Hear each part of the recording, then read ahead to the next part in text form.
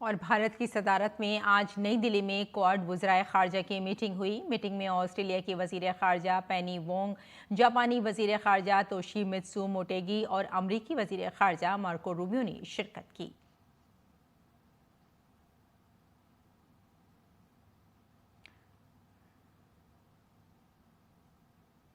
और क्वाड वज़राए ख़ारजा की मीटिंग में वज़ीर ख़ारजा डॉक्टर एस जयशंकर ने भारत बहरुल काहिल पर जोर देते हुए कहा कि इसके लिए हमें स्ट्रेटेजिक एतमाद में इजाफा, समुद्री सलामती को यकीनी बनाने, इक़्तिसादी इख्तियारात को फ़रोग़ देने और ताउन का जज्बा तैयार करने की ज़रूरत है। Stronger growth and realizing the promise of technologies. The Indo-Pacific has, in addition, its own particular concerns. This will require enhancing strategic confidence, ensuring maritime security, promoting economic choices, and fostering a deeper collaborative ethos.